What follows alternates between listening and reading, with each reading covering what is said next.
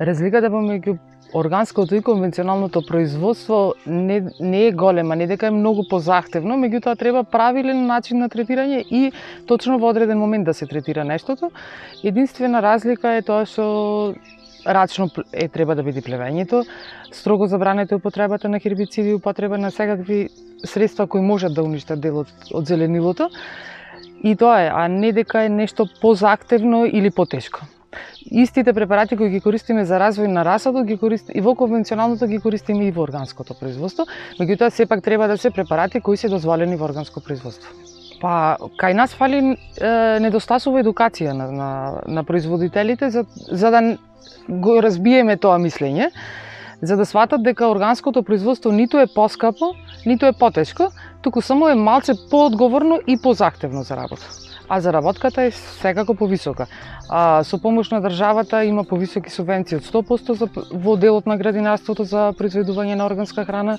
Препаратите не се поскапи и тоа пак со едукација само ќе можеме да го разбиеме тоа мислење на земјоделците, затоа што постои мислење дека доколку се потребуваат органски препарати, ќе имаат застој во развојот и тие се поскапи. Што не е точно. Се испостави на терен дека не е така. Оваа година сефте правим органски пипер и до сега не сум следал јас ајварски пипер. Семето го земавме од Србија, оригинал органска пиперка, хибрид семе. Расадот е произведен на едноставен начин. Значи, ставено е хумусно ѓубре, субстрат, полеено е сето, наводнето, убаво. Од тоздола имам ставено издупчена, оно се става мрежа, меѓутоа јас немам оваа година ставив најлон и тоа издупчено сето, за да не влева нагоре трева и некои други загадувачи.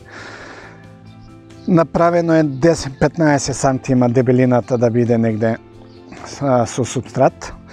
Наводнето, израмнето, потоа е посејано со семето. Од тозгора пак исто еден тенок слој со субстрат се става.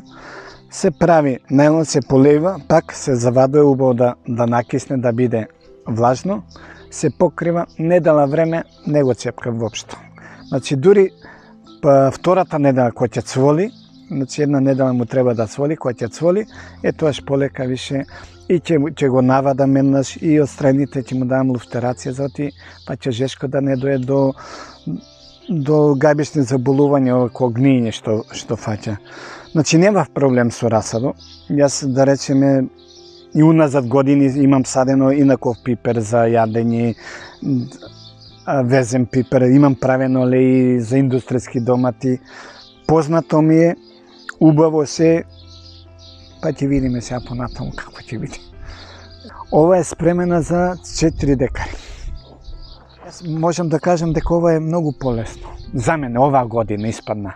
Зошто? Ќе ви кажам, јас во една талеја ми се појави преникнување, една ден не го отворив навреме, гниење. Го испраскав со панаминот, стопираше веднаш.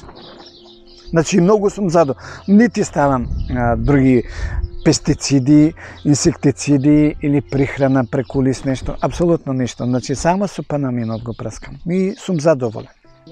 Па почетокот на јуни, при крајот на мај, почетокот на јуни, ја мислам треба да го расадиме. Нивите, површините се спремни, ѓубрето е фрлано, изфрезирани се, машината е тука. Сега здраве Боже, со Господ напред. До сега е добро. Има мали застои во делот Прилепскиот регион, каде фати мраз. Доста од расадот замрзна. Имаме проблеми со неповолните временски температури, денските беа многу високи, вечерните ниски температури, што прави застој во развојот, меѓутоа сега со затоплувањето, што повишија температурите, за скоро очекуваме дека ќе почне садењето.